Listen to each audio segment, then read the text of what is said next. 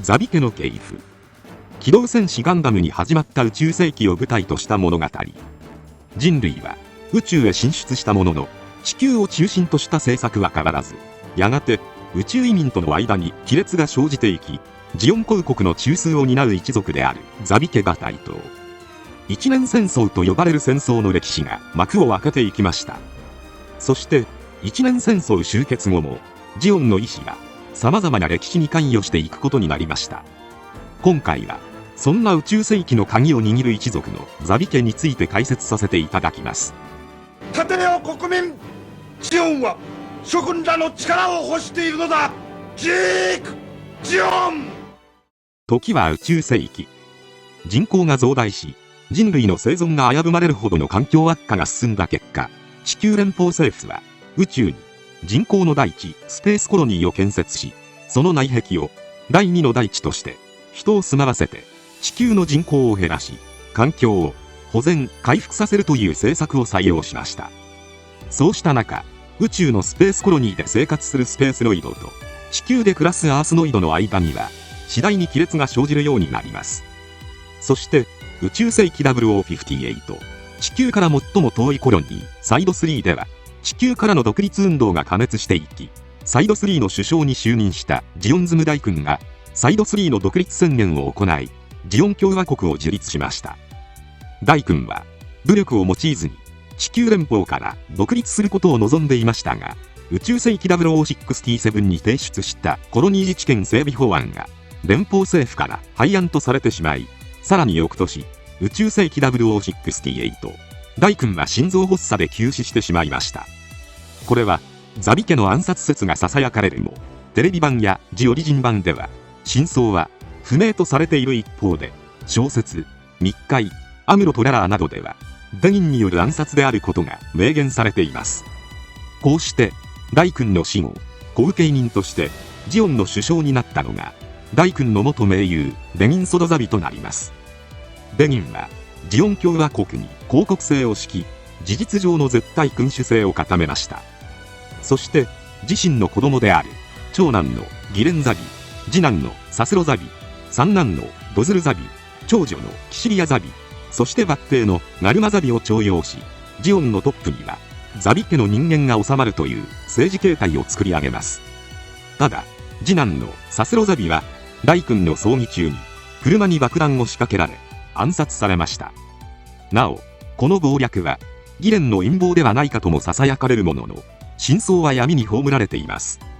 またデギンの妻はナルスという人物とも言われていますが、漫画機動戦士ガンダム MSVR 宇宙世紀英雄伝説工芸の新松永では、子供たちの母親はそれぞれ違うとされています。こうしてジオン公国はモビルスーツの開発を進め、宇宙世紀0079、1月、地球連邦政府に対して独立を宣言し、宣戦布告を行いました。そしてザビ家は連邦より圧倒的に国力が劣るジオンが勝利するべく、様々な策略を張り巡らせていきます。ギレンはジオン公国総帥として圧倒的なカリスマ性を発揮し、ジオン軍を指揮します。キシリアは突撃機動軍を指揮し、ニュータイプ研究など特殊な活動も行い、地球侵攻も担当しました。ドズルは宇宙攻撃軍を指揮し、ソロモン要塞などを担当しています。ガルマは媒体によって若干の違いがありますが、地球上の戦線における司令官を務めました。デギンはジオン公国を地球連邦と対等な関係にした独立国家として認めさせることが目的であり、戦争を強行することは望んでいませんでしたが、ギレンが徐々に連邦を征服し、有料主たるジオン国民が支配することを目論んだため、確執が広がり始めました。その後、ジオンはブリティッシュ作戦でコロニーを地球へ落とし、さらにルーム戦役ではモビルスーツを活用することで圧倒的戦力差をものともせずに勝利した上、地球連邦軍の指揮官であるレビル将軍を捕虜にしたことから、デギンは和平交渉を持ちかけました。しかしレビル将軍が演説でジオンに兵なしと戦闘継続の声明を発表したため、戦争が混迷へと向かうことになりました。こうして一年戦争は初戦こそジオン公国が圧勝したものの、地球戦線で徐々に劣勢に立たされていきます。そんな地球を任されるガルマは基本は優しい軍人向きではない性格で、デニンからの寵愛を受けていた人物です。ジオリジン版ではシャアと士官学校時代からの付き合いで、士官学校を首席で卒業しています。アニメ版では地球でホワイトベース隊に何度も攻撃を仕掛けるも連敗し、最終的にシャアの誘導によってホワイトベースの攻撃の前に撃たれました。そしてガルマの葬儀は、デニンは密葬を望んだものの、ディレンによってジオンの戦意を高揚させるべく国葬に利用されました。諸君らが愛してくれたガルマ・ザビは死んだ。なぜだ。坊やだからさ。ドズルはこわもてな人物で、顔には名誉の負傷傷がありますが、ジオリジン版ではサスロ暗殺の際に車に同乗していたことで負った傷跡で、あえて残したことにされています。またゼナミアと結婚し、娘のミネバを設けた人物でもあります。ゼナはドズルを深く愛する人物で、オリジンではガルマやシャアの士官学校同期として登場し、ドズルからプロポーズされています。ドズルは宇宙要塞ソロモンに駐留し、政治には関与せず指揮官として立ち回っていましたが、最終的にソロモン要塞でビンザムで出撃するも戦死しました。そしてジオンが劣勢に立たされると、ザビ家の中での不和が顕在化していきます。ジオンの敗北が避けられないものであることを悟ったデニンは、連邦との講和交渉を目指しますが、ケイセン派のギレンはソーラレイの照射でデニンごと連邦艦隊を焼き払いました。ギレンは IQ240 の天才で、非常で高慢な性格です。一年戦争開戦当初のコロニー落としや地球侵攻作戦を立案し、大量虐殺を厭わない先民思想を強く持つ人物でもあります。そのためデニンからヒットラーの尻尾と揶揄されることもありました。そんな自分に絶対的な自信を持つギレンはアバオアクーで連邦軍との最終決戦を目論みますが、ギレンの父殺しを知ったキシリアがアバオアクー戦の最中にギレンを射殺しました。キシリアは非常な野心家で、ギレンとは政治的に対立し、ドズルとは軍事的に対立していた人物です。キシリア機関という諜報機関を指揮しており、工作活動を行う側面も見られるほか、マクベを重宝していました。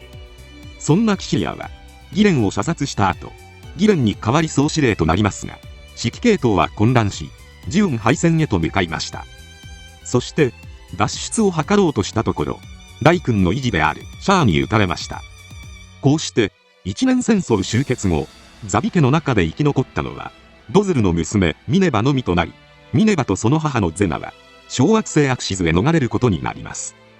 なお書籍データガンダムキャラクター列伝宇宙世紀編1によると、ゼナは宇宙世紀0081にアクシズで死去しており、漫画シャーズ・リレイティッド・アフェア若き彗星の肖像ではアクシズ到着直前に死亡したとされています。そしてアクシズへ逃れたミネバはザビ家最後の決闘として兵士たちの急進のシンボルとされていきます。ミネバはまだこの時幼少の身だったので、ハマーン・カーンが摂政を務め、実質ハマーンが支配するアクシズという構図が出来上がっていくのでした。そして機動戦士ゼータガンダムの世界である宇宙世紀0087には、ジオンの残党狩りを基本理念とするティターンズと反連邦組織のエウーゴが激しく争う中、ハマーンがアクシズを地球圏へ突入させ、ミネバを押し出してザビ家の再興を目論みました。ミネバはアクシズの傀儡的君主として登場し、それを見たクワトロ・バジーナは激高。こうしてエウーゴとアクシズム改めネオジオンは戦いへと突入し、機動戦士ガンダムダブルゼータの作中宇宙世紀0088に第一次ネオジオン構想が繰り広げられることになりました。しかしここでミネバを押すハマーンに対してグレミートトがザビ家の真の継承者を名乗り、ミネバを傀儡にしているハマーンを倒す動きを取りました。グレミーはアニメ内ではザビ家の血が入っていると明確にされたシーンはありませんが、小説版機動戦士ガンダムダブルゼータではデニンの隠し子としてトト家に預けられたとされる人物です。また書籍データガンダムキャラクター列伝宇宙世紀編2では、サスロのクローン説やザビ家の血族から作られた試験管ベビー説などが存在しており、プルシリーズはギレンの DNA が用いられているという説も存在することが明かされています。第一次ネオジオン構想終結後のミネバの動向に関しては、まず漫画機動戦士 VS 伝説巨神逆襲のギガンティスで登場しています。こちらではミネバは伝説巨神に取り込まれ、巨神は宇宙を無に返そうとしますが、ミネバは呪道たちに救出されるのでした。また、現在ガンダムエースで連載中の漫画、機動戦士ムーンガンダムでも登場しています。宇宙世紀0091を描いた本作では、心からの笑顔を見せず、自分の言葉で語ろうとしない人物で、ユッタ・カーシムと出会い、ムーンガンダムをめぐる戦いに巻き込まれていきます。地上へ降りてシャアと接触した際は、シャアに不信感を持つ様子が描かれています。その後、宇宙世紀0096を描いた機動戦士ガンダムユニコーンでは、16歳となったミネバが登場しました。ネオジオンの空中貨物船ガランシェールで逃亡生活を送っており、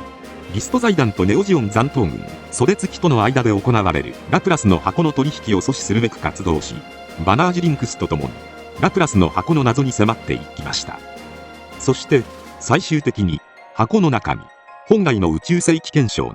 宇宙に適応した新人類の発生が認められた場合の参政権を保障するという項目が存在したことを知り、これを公開するラプラス宣言を行いました。なお、その後を描いた機動戦士ガンダムナラティブでは、ザビ家の生き残りということから神輿として担がれることを防ぐべく、公には姿を隠しているものの、バナージやガランシェールのクルーたちと共にジオン共和国へ身を寄せており、ユニコーンガンダムとバンシーをサイコフレーム研究も含めて封印解体することに尽力しています。このように宇宙世紀の戦争の歴史はサイド3を発端としたスペースノイドの自治権獲得運動に始まるも、ザビ家によって大規模な戦争へと発展していきました。一年戦争終結後、サイド3はジオン共和国となり、一定の自治権を認められるも連邦の傀儡政権へ成り下がったとみなされ、特にギレン派の王位ジオン残党、ベラーズフリートなどからは罵られるようにもなりましたが、機動戦士ガンダムユニコーンでは、ジオン共和国国防大臣モナハン・バハロがサイド共栄圏構想を提唱する姿も見られました。これは地球圏の人口が増えすぎた宇宙世紀の環境下では、全ての生活はスペースコロニーや月があるからこそ回っているので、7つのサイドと月の連携を強化し、地球を排斥した経済圏を確立するサイド共栄圏を作り上げるという構想です。しかしミネバは、連邦が変わらないなら無視すればいいという思想は大君の理想から程遠く、新たな争いを生むだけと反対していました。その後、宇宙世紀100、ジオン共和国は自治権放棄をもって戦乱の消滅を宣言します。こうしてジオンと地球連邦の戦乱は終わりを告げるのでした。余談ですが、一年戦争はザビ家の内紛によって最後に大混乱が起きましたが、他にも致命的なミスと揶揄されるものがあります。地球戦線でランバラルはマクベにドムを要請しました。しかしマクベはキシリアの配下であり、ランバラルはドズルの配下でした。そのため同じジオン軍であるにもかかわらず、ラルにはドムが届きませんでした。ゲーム機動戦士ガンダムギレンの野望アクシズの脅威では、ランバラルにドムが届いていた場合、ホワイトベース隊を撃破するというイフ設定がありますが、ザビ家の内輪もめがなければ、他にも宇宙世紀の歴史は大きく変わっていたのかもしれません。ただジークアクスではそもそもジーンが出撃しなかったことから、歴史が大きく変化したため、ジーンの行動が全ての原因だったようです。また作中ではドズルが戦死したものの、ディレンとキシリアとガルナは生きているようです。とすると、もしかしたらデギンも生きているのかもしれません。今回はこれで以上となります。チャンネル登録されるかはお任せいたしますので、もしよければもう一本動画を見ていただければとても嬉しいです。最後までご視聴いただきありがとうございました。